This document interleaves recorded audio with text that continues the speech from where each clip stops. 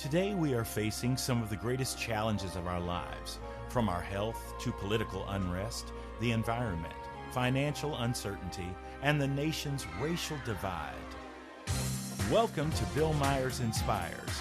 My idea for this show was to invite guests and get the conversation started, to take a deep dive into the issues that impact our world with an eye to exploring solutions. And we encourage our listeners to look within themselves to take decisive action to make a positive difference. Welcome to Bill Myers Inspires. I'm your host, Bill Myers, and we are continuing our series on health and healing here in the month of January. And I'm pretty excited today because I'm intrigued by our guest today and the topic that we are covering today. And the topic is ancient Hawaiian healing with author, speaker, and healer, Belinda Farrell. And, you know, as far as different healing modalities, this happens to be one that I am not quite familiar with. And so that makes it exciting because we all get to learn something. And I'm always interested in learning something. My grandfather said you learn something every day. And so that becomes quite the goal. So I am excited to have her with us today. And so that we can learn something about Huna and the ancient Hawaiian healing practices of Huna. So I'm going to give you a little bit of information on Belinda. When Belinda was 48, she collapsed with herniated discs and spinal nerve damage, threatened with paralysis by her medical doctors if she didn't have surgery. Belinda instead chose to apply the ancient Hawaiian healing practices she had been learning the previous 3 years. Her back completely healed, including childhood scoliosis.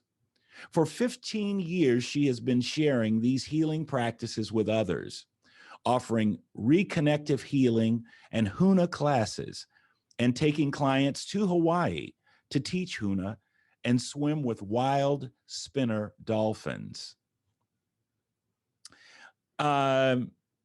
Belinda, she is Belinda Farrell, an author of the book, Finding Your Friggin Joy. She graduated with a BA in Spanish and English from the University of California at Berkeley and is trained in hypnotherapy, past life regression, NLP, Hawaiian chanting, and ancient Hawaiian healing, or Huna. Belinda trained with Anthony Robbins, author of Unlimited Power, and has effectively used these skills in her own life. She has completed 18 firewalks. Count them, 18 firewalks. So it is my great pleasure and honor at this time to welcome my guest today, Miss Belinda Farrell. Belinda, welcome to Bill Myers Inspires. Hi, I'm so happy to be here, but I'm hearing two voices. Oh my goodness, two voices. I don't know how to eliminate that. Oh my gosh. Do you hear the other voice? I know. Oh, there. I do not hear the two voices. Maybe it is spirit speaking to us in a very special manner. So we will take it nice and easy and see if we can't navigate this sound issue as we go along. So welcome to the show. Well, thank you. I will try to pretend who is talking to me, the spirit or you, Bill. Yes, indeed. So Belinda, I just read a little bit of your bio and information about you, and I thought the best way for us to navigate this conversation and dialogue as we learn something about the ancient healing practices of Hawaii would be to start with a little bit of when you started your journey, because we had the privilege of speaking briefly yesterday, and you had mentioned to me that you started off, and you are a native of Los Angeles, California, and you started Right. off Is that correct? Yes, so absolutely. I was born in Hollywood. Hollywood. And Hollywood. there you go. There you go. And so you ventured out and in pursuit of an acting career, and you were pretty successful at that. So let's just start there and then sort of walk me through the progression of how you move from that area, because that's something we have in common, you see. So That's right. I would yeah, love to have a talk with you about that. yeah.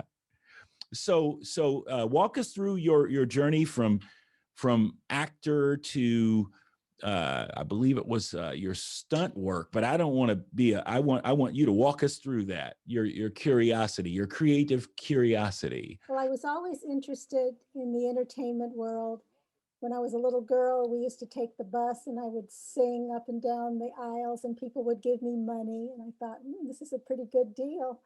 So it carried on through to my adult years. But I modeled, I did a lot of car commercials, just stunt driving work after I trained with Tony Robbins. After I turned 40, that's when my life kind of took a giant leap into taking lots of risks. And when you do 18 firewalks, which I did with Tony, you start to examine your life and say, well, what would I like to do now that I've never done? Because I can walk now on 2,000 degrees of hot coals. So I know I'm missing on something. And what came up for me was that I always wanted to drive a race car. And so Tony teaches you, if you say you can't, you must. And if you must, you will. So I called the racetrack and I enrolled in the Grand Prix road racing course in Sonoma. And I found out that I had some talent because after the 4-day course, I was hired to drive for Buick and Cadillac in New York. And then my stunt driving career just zoomed from there. I got a partner, we formed a racing team, and then films and commercials started coming in. And I just So how didn't know does how that to relax. so yeah, how does that work? I'm just curious because in the acting biz, there's a part on a resume that talks about special skills. So Yeah, that would have been it. I'm a race driver. That's That's incredible. right. That's awesome. Yeah. So that's what I did for about 8 years, nothing but car commercials and films. And since I had experience on stage and doing movies, um, it was just another little bloop on the resume. And it was just so much fun. I guess risking your life is considered dangerous, but for me, it was just fun to test your skills because the more you had danger on the job, the more money you got. So I was really excited about making a lot of money at that time. Yeah. And then I collapsed with herniated discs and spinal nerve damage. Didn't know where that came from, except that I had to examine what I was saying to myself. And when you talk to yourself in a negative way, your unconscious mind, which is running your body, it listens to you. And then I started to realize I had been saying all my life that I can't be supported, that I have to have somebody else to support me, that I can't support myself. And when you're saying that to your unconscious mind, your spine is the one that supports you. So it was listening to what I was saying, and then it collapsed. It did exactly what I told it to do. So Wow. I had to relearn how to talk to my back and thank it for remembering how to support me. Thank it for remembering how to regenerate. That was the key word. Thank you for regenerating. So when I go to bed at night, I would say to myself, when I wake up, I will have been regenerated during the night and I'll be 150% better in the morning. So you give a command to the unconscious and it listens to you like a faithful computer.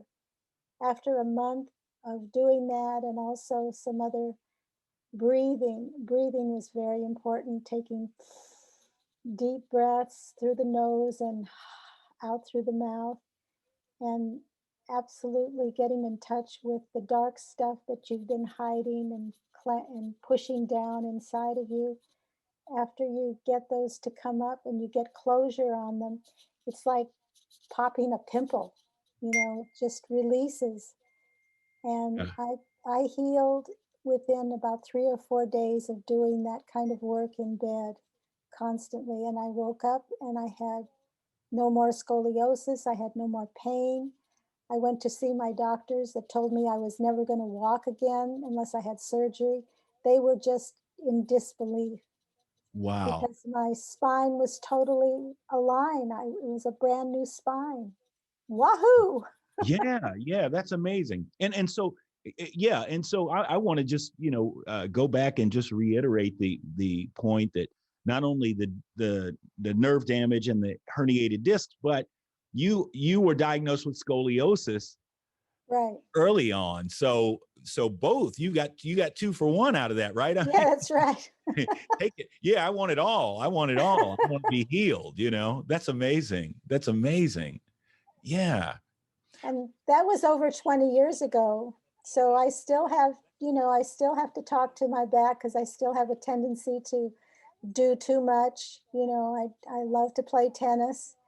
I play ping pong. I'm in my 70s, so I know I have to slow down, but it's just so much fun, to get out there and exercise.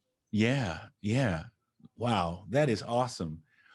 I think that is very important, and the idea of the messages and the things that we say to ourselves, um, Yes. I that is so very powerful. And I don't know that we're completely conscious of the things that we say to ourselves.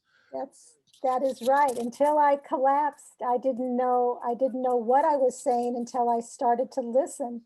And then when I do sessions with people, I have them write down, what do you say to yourself that you wouldn't tell anybody else? How do you really feel inside?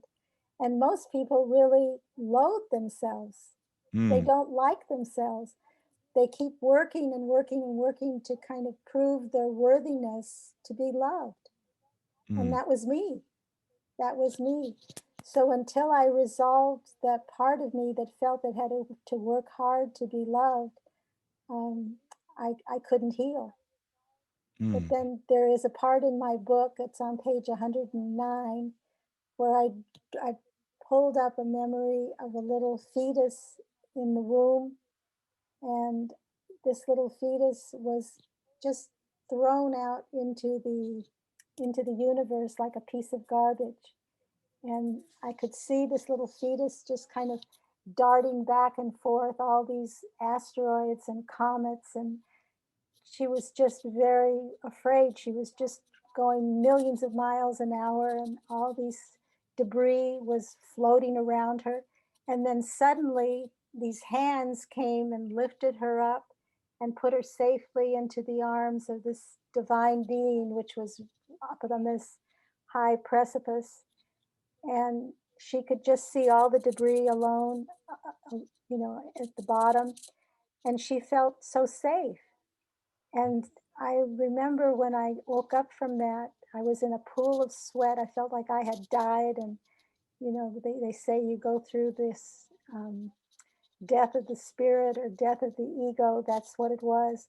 But I wanted to call my mother and talk to her about my birth again because she never really would talk to me about it.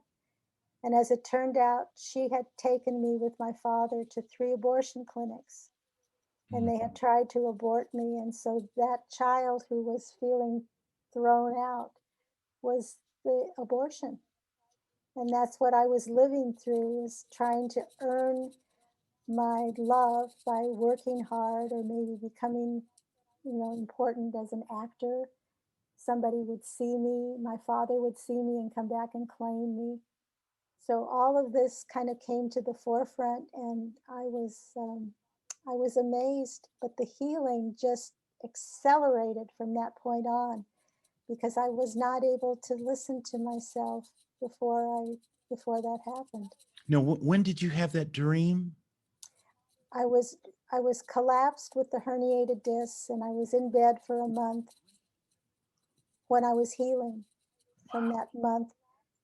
Yeah, I was doing a lot of breathing. When you do deep breathing through the nose and out through the mouth, at least 10, 15 minutes of that, it gives permission for the unconscious mind to pull up some of your old memories that you've been hiding or stuffing down because you didn't want to deal with them.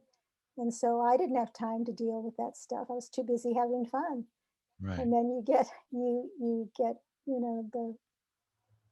the smoke stuffed out of you, and you collapse, and you have no place to go when you're sitting in bed, and you just have that breathing to do. And it's you and those issues. And so I started to then, after that dream came up, I started to see myself climbing trees. And I was really excited about climbing trees. And what do you have to climb trees? A good, strong back. So that's what I had to give the unconscious, not just saying, please heal me, which is just a bunch of silly words. Right. You have to give it a reason to heal, something emotional. So here I am climbing trees, and the unconscious is going, oh boy, oh boy, oh boy, oh boy, climbing trees. And so it sends it up the pipeline then to my higher self. And the higher self brings it down into the physical body.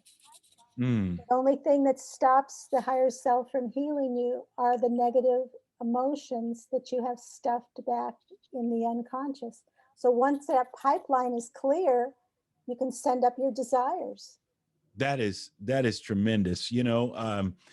Very powerful words that you speak, and great truth in every bit of it. It is an honor to have you here today, and I want to make sure that you know how appreciative I am, particularly when we are in, this is the last show in our series on healing and hope. It's the month of January. So I'm very, very grateful that you're here today, because you're offering some really powerful and tremendous insight into healing and particularly, the self and how we are the masters of the healing of ourselves, essentially. Absolutely.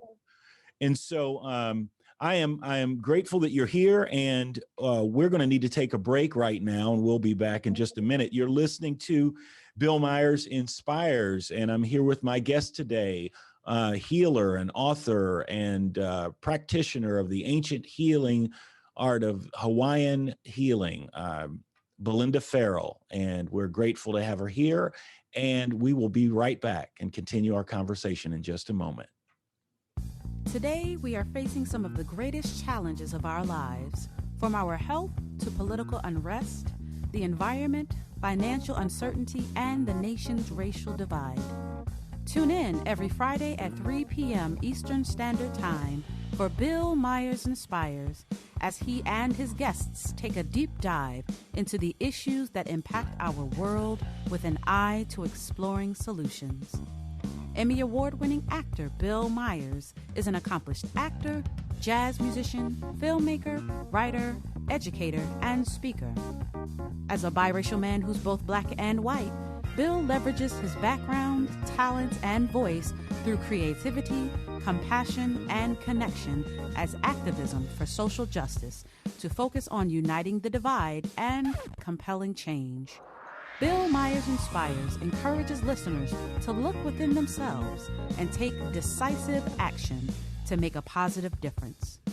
For more information, visit his website, BillMyersInspires.com, and sign in for the latest news and updates.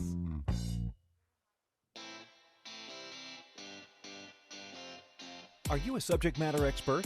Are you here to share your expertise with an audience waiting to hear from you in only the way you can deliver? Are you ready to have your voice amplified across the airwaves? Inspired Choices Network has a global radio platform streaming to millions of people across the world. Professionally produced and supported by an accomplished team every step of the way, you can broadcast from anywhere in the world, knowing your voice matters, and we ensure it is delivered with ease and efficiency. Eager to hear your message, the world awaits. Contact us today to become an Inspired Choices Network radio host. Email becomeahost@inspiredchoicesnetwork.com.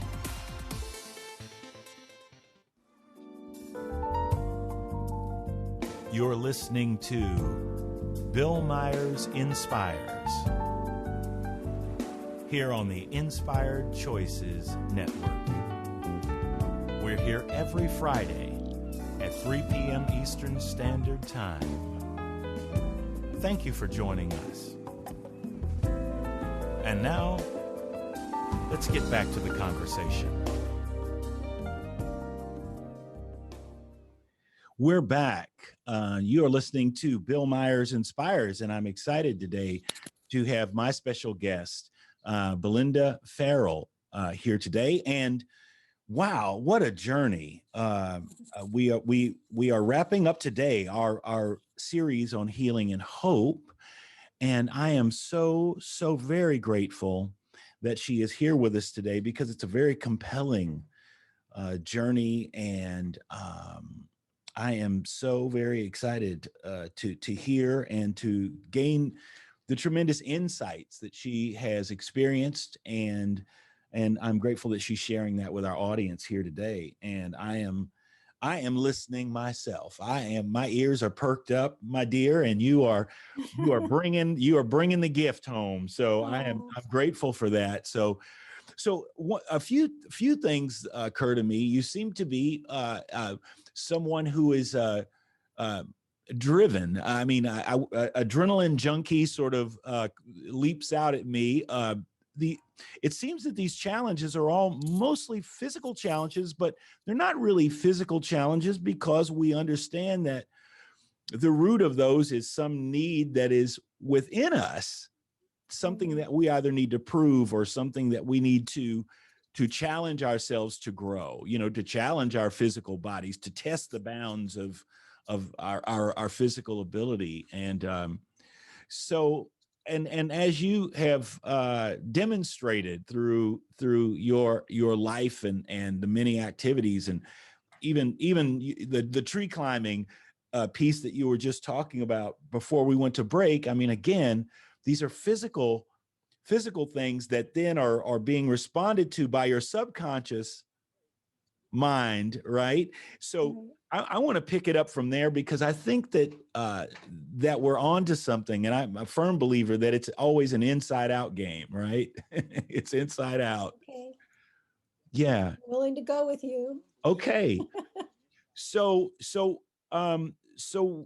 when you did this healing and this breathing, and you were able to heal yourself, what I want to know is, where did your familiarity or exposure or learning or teaching of the Hawaiian practices, and what role that played in your healing of yourself? Well, I was really very excited to learn more about what the unconscious mind does. And I was trained as a hypnotherapist. And as I said, I trained with Anthony Robbins. He did some kind of hypnosis, but he wasn't going deeper for my desires. So I went to a master course in Hawaii that was geared towards really going deep into the hypnosis. Never told Tony that I was afraid of water. And here I'm going to Hawaii, an island surrounded by water. Right. And so I just kind of tried to overlook it, because I had a fear of that water. And we were doing an exercise in class where we were calling the higher self to come down inside of us. The higher self was called Amakua. Anyway, I was doing this deep breathing, and suddenly it was like the oceans parted inside of me, and all these dolphins and whales started pouring into my psyche. And I was like, what is that? I wasn't into any ocean animals. Right. Absolutely, especially big ones. And those are big ones.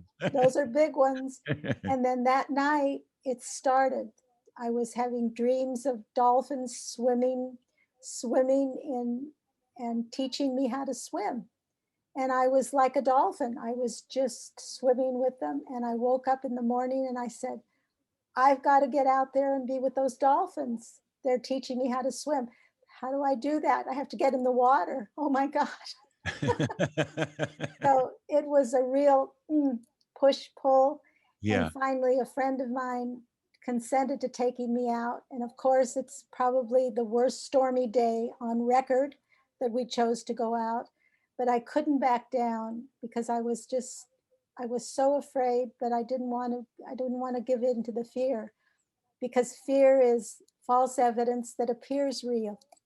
So I was trying to convince myself that I was fine, just breathing, breathing. So we get out there, and then all of a sudden, this bottlenose dolphin comes. They never come to the island. They're usually spinner dolphins. And he comes right next to us, and he just places himself right in front of us. And I just feel so at home. I mean, how am I at home with this huge flipper-like animal? Right. And he's downloading information into me, and he stays there for a long time, just staring. And I was hooked. I was completely hooked. I went in the next day. I started learning how to dive. It was as though the ocean was like a nurturing bathtub, and it Mm. turned from fear to this nurturing bathtub. And I wanted to take people to swim with them and to look into their eyes. I felt so much love and unconditional love, and no problems. Everything just floated away. When I came back home, I remember getting in the shower and then started wailing, deep wailing coming from my body. It was like a release of just centuries of I don't know, suffering, I think it was. And I just felt light and wonderful, and the dolphins were my teachers from then on. So then for 10 years, I took groups of people to meet with them. The chants would call them in, and it was just miraculous, just miraculous. And then the next 10 years was individual people. I don't do it anymore since we've had this challenge in our society with the pandemic. Right. Sure. But hopefully it'll come back and we'll be able to connect again. Well, it's interesting. There are several points of connection between the two of us, and similar.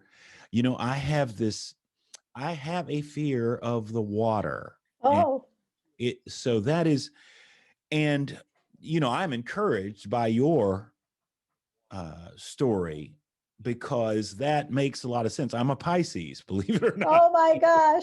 I mean, I have the healthy respect for water. Yeah. But yeah, I can find it quite terrifying. In fact, so but I'm very interested in what you're saying, because it's not something that I want to hold on to at all. I'm very much. In fact, I was doing a job in Aruba, and I remember I brought my mom out, and we went out on the water on a boat that had a clear glass bottom. Right. And when I looked down and saw all the colorful, very colorful, Oh, it's beautiful on there. fish and inhabitants of the water, I almost jumped off that boat right then into that water. And I there was a point where I really kind of lost the fear, but this other side of me was like, that's real stupid, because once you get in there, you don't know what. But I've definitely felt called. I know what that feeling. That's the only time in my life that I've ever felt that, and I really did feel like the water was inviting me, that I was being invited. Well, remember your emotions are in water. So the emotions that are stuck in your body, it may be that you're afraid of bringing some of those emotions up to look at them. And they can be from ancient times. Mm-hmm. Because I know that that's what was my fear, was to listen to some of these emotions that I had been carrying with me. Mm-hmm. But as soon as you do, it again, it just takes away the the hold that the ego has on you. And the unconscious mind is running your body based on the blueprint it has right now. So if you let go of some of these emotions, your body can run more efficiently because it's not crowded by that plaque of the soul that I call it. Wow. There's tapes, or there's black webs that weave around us. And if we don't disconnect from it, if we don't neutralize from it, they collect around our organs, and then we get disease. So it's really important to do the breathing, just deep breaths to the top of the head. That's all outlined in my book, very simply. And then aha breath. And I learned that from the dolphins, because the dolphins come up every 7 minutes or to breathe, or they'll die. They do conscious breathing. And if we don't consciously breathe up to our higher self, we die a spiritual death. We go into fight or flight, Wow. We take it past that and up to the top. It's a ha breath, like laughter.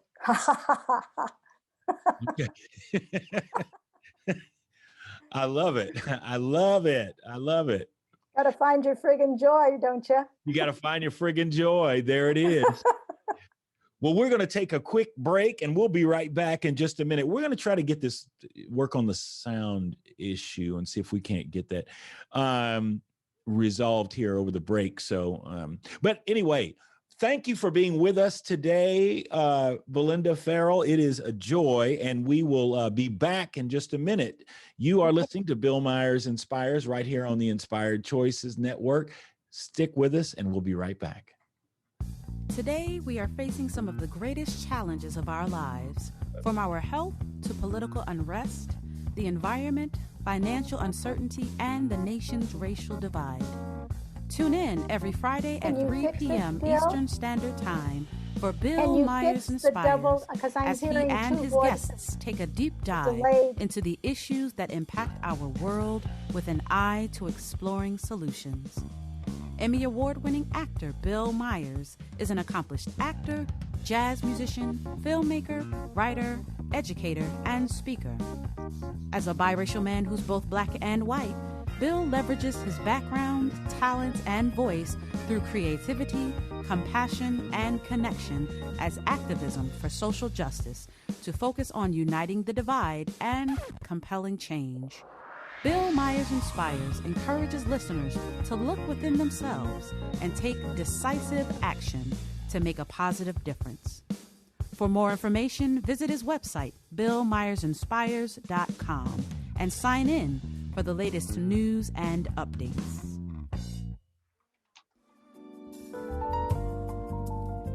You're listening to Bill Myers Inspires here on the Inspired Choices Network.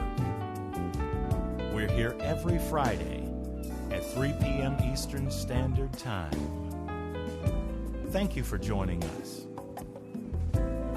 And now, let's get back to the conversation.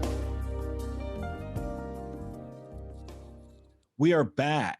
You are listening to Bill Myers Inspires, and I'm here with my guest today, Belinda Farrell.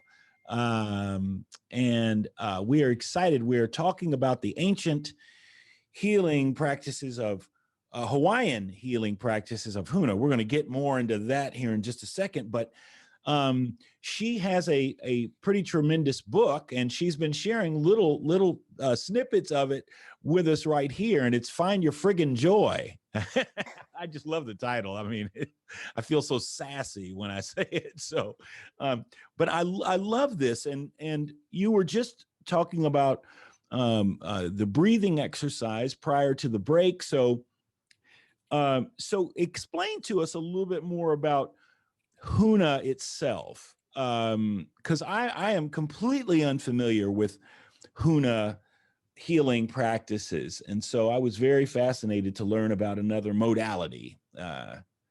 Well, that always I fascinates. went to Hawaii and I started to, go into the master hypnosis program. Some of the Hawaiians came to visit us, and and I don't know which voice I'm listening to. And so they taught us about this forgiveness process called Ho'oponopono. And it was going inside and cleaning up ourselves twice to make right. And I started doing the process, and I started to forgive myself for the ways that I had looked at some of the things from the past, parents and loved ones, and just ancient DNA that was handed down to us. And as soon as I started to do that process, I felt better. And they say that the proof is in the pudding. So that's exactly what I started to do, was this ancient Hawaiian practice. We got the books on Huna from a Max Freedom Long. He was a teacher who arrived on the islands about 1917, and he saw these kahunas doing these amazing healings.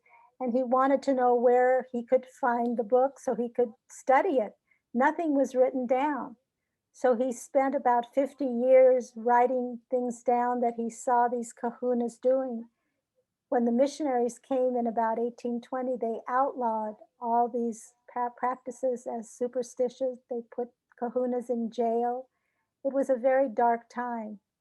And then it was in 1979, I believe, that the Religious Freedom Act was passed, and we could finally chant and do the hula and practice the healing work again. But people are still a little shy, about calling themselves kahunas, because it had kind of was a dark tone because of what happened during those times. Superstition is terrible stuff, but Mhm. healing is of the light. Right. People healed their bones, they healed all kinds of, there was no mental illness on the islands when they were practicing this Ho'oponopono. So Wow. I do it every day. It's just a way of, we all say things to ourselves. So why not say something like, I'm sorry, I love you, I forgive you, thank you. So those are just 4 phrases. When something comes up, it can be anger, it can be a sadness, it can be guilt or shame. You don't know it. You don't have to know where it comes from. You just say, because you're talking to between you and your higher self. And the higher self sees you as never having done anything wrong. It's just the ego that blames you for stuff. So you just say, I'm sorry, I love you, I forgive you, meaning yourself, and thank you, it is done. Wow. There's an official way of doing this. I made a CD called Chant and Forgiveness, and this was released over 20 years ago. It's been all over the world. It's helped so many people, and it takes people through the forgiveness process with the chants and with ancient symbols. There's powerful stuff in these symbols, and I teach 4 levels of Huna. And again, this is from ancient times, but it is totally of the light. It is not of any kind of dark magic. Mhm. It's all good. It's all good. It's all good. I love it. I love it. Well, I'm so fascinated. So you mentioned that you teach 4 levels. Is that what it consists of? I mean, is that, so beginner, intermediate, and mastery? Is that how it works? Well, there are 36 symbols. 36 symbols. So over a period of the 4 levels, you receive and get to practice these symbols. So in the first level, you only get 4, one for each of the elements: earth, air, fire, and water. And so you start to learn how to manipulate the elements, which is really interesting. Mhm. You know, stopping a rainstorm or stopping a lava flow. But you have to also understand what the ecology would be, because there's consequences for stopping stuff that's not in the path. Mm. Again, it's a study of the elements. Wow. Yeah, I mean, that's fascinating. I mean, yeah, I'm reminded of some of the things that I remember when I was in New York. I was actually doing the Revival of Godspell, and while we were doing that, that was around the time that Richard Bach, his book.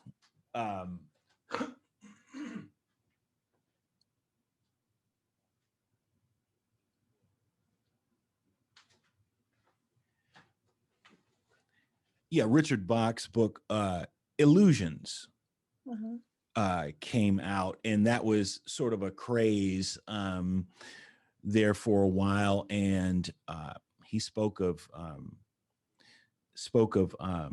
what is it? Evaporating clouds. I mean, the practice of, sort of laying down and looking up and being able to disappear clouds and things like that. And that was so your story just reminded me of how we do have connection to these elements, and we do have the ability to affect the natural surroundings. We are part of nature. We are connected, Right. And the chants really give you some type of interesting entrance into these elements. When you do these chants, they come from an ancient time. I'm not a great singer, but the chants come from the heart, and things change. I do this one chant and I have it written out in the book, but dark things, like if I was going down a dark alley, I would feel very protected, because that's my ammunition. It is that chant. Nobody would touch me. I've tried it and it works. Yes, it works. That's very interesting. When I was in when I was in New York, I particularly early on, I did have a fear of the big city. I'm from Indianapolis, Indiana, and I was out there, and I was always aware that I was 800 miles away from anybody being able to respond in an emergency, or I was out there. So if I went missing, it would be a while before it would even, you know what I mean? I mean, it would be a while before it would even come to anybody's attention. So I was always aware of this, that I was out there by myself, and but I always visualized a pool of white light surrounding me. Right. And it protected me. It protected me every ounce of my time, particularly through that period where I was really concerned, because I was living in, right around Hell's Kitchen and, that sort of thing. And there was a lot of activity going on a lot of bad stuff happening in New York in the late 80s, a lot of mob stuff, just a lot of very seedy stuff, which is right by, 42nd Street. I mean, right where the action is. And absolutely. But your angels and your guides, they have to have permission to even go and protect you. That is true. That is true. And I definitely summon them all. I said, every one of them, come on, help me. Come on, help me out. Because and I did feel very much, and actually more than just the idea of white light being some sort of just a visualization. I literally could see that light around me, and was very aware that it was on. And as I walked down the street, it was like a little tube right around me that just held me. And it was amazing. So I know that there's great power in that. Yeah, well, you're a crusader, or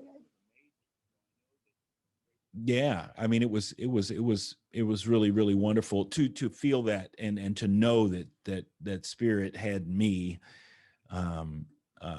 safeguarded, because that was my concern. That was my fear when I got there. I'm looking around, I'm going, like I said. Well, and they come in all kinds of different packages.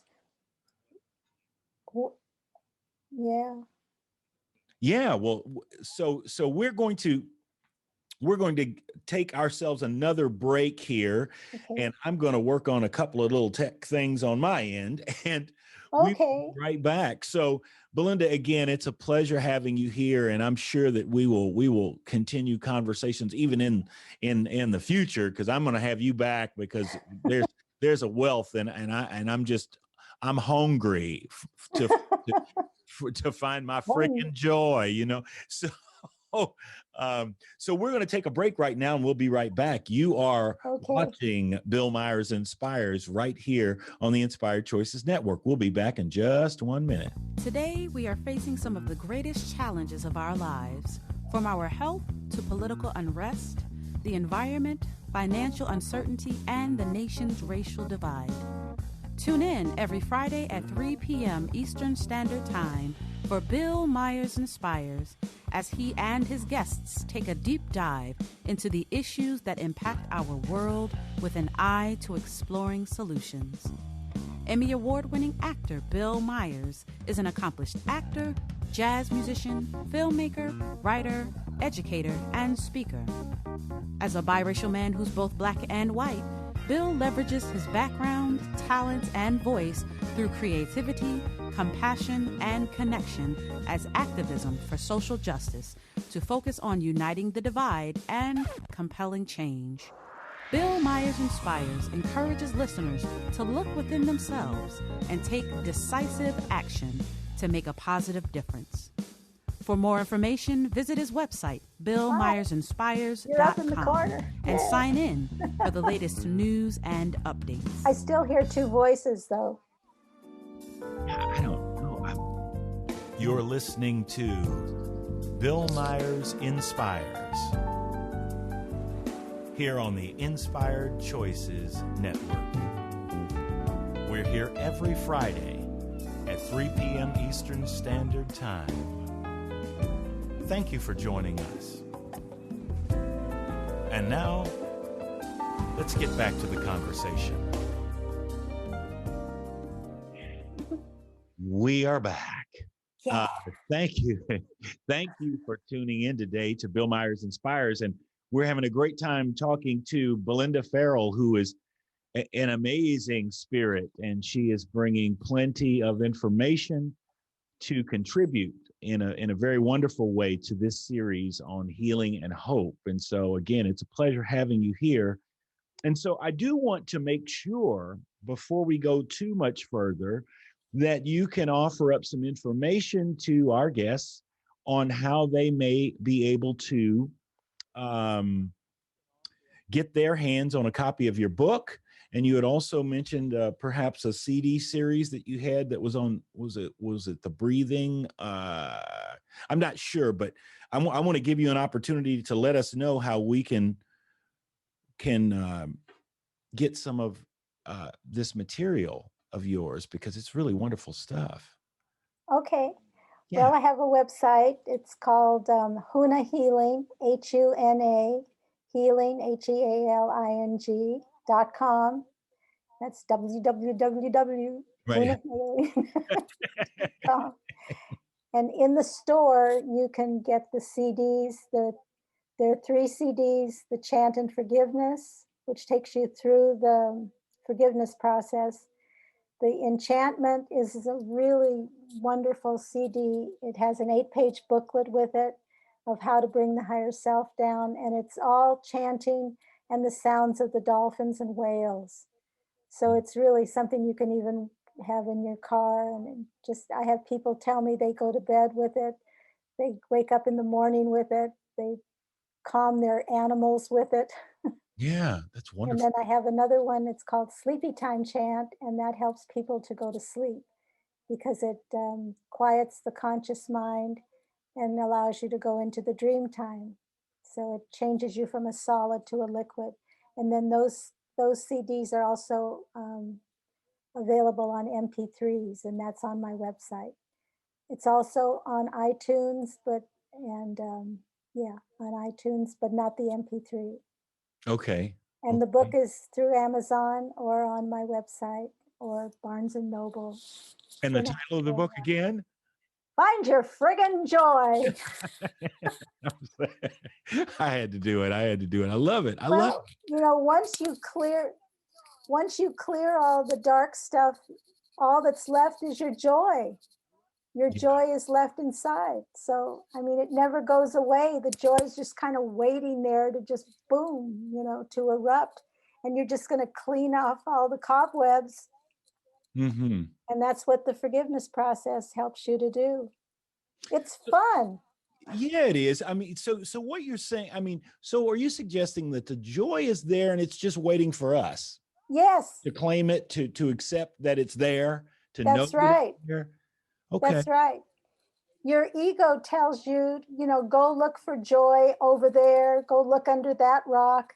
Don't go inside because, oh my God, that's where you'll find it. So it tries to distract you, you know, go shopping, go get some drugs, go get alcohol, eat sugar. So you just, you know, you don't find it and you get more depressed. You know, that's interesting. You when you were saying that, that's so very true. And what struck me was the song, because I just love music, but it was looking for love in all the wrong places.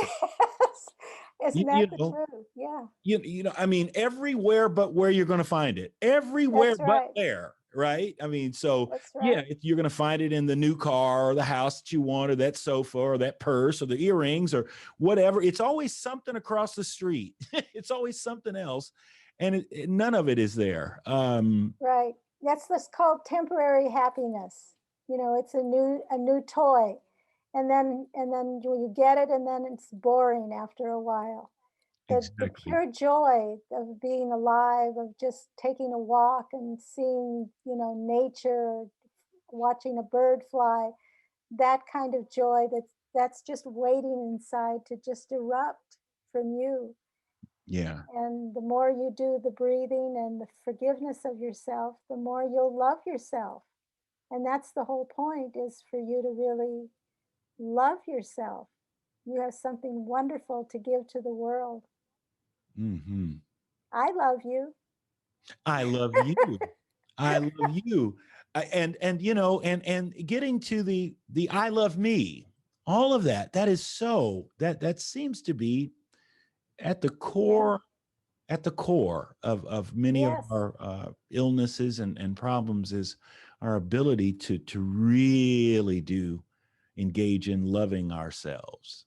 And that's why when that dream happened where I saw the baby being thrown out like a piece of, you know, garbage, right? When I could see that how much she was loved by divine beings within her, because we'll never be loved like the divinity can love us. Human beings can't love that way. Yeah. People are down here in a place called kindergarten, you know, to learn how to really love ourselves. That, you know, you have said it all. And Belinda, it has been a joy having you here today. We're going to have to scoot along, but I'm going to have you back because I want to find my friggin' joy. You've been Bill Myers Inspires. Thanks for tuning in. We'll see you next week. Thank you so much. Okay. Thank you. Thank you. Thank you for spending your afternoon right here with us at Bill Myers Inspires. Remember, we're here every Friday at 3 p.m. Eastern Standard Time on the Inspired Choices Network. Remember to take time this week to take a breath and look within yourself and figure out how you can make a positive difference in this world. Spread the word, and we'll see you here next Friday. Have a wonderful week.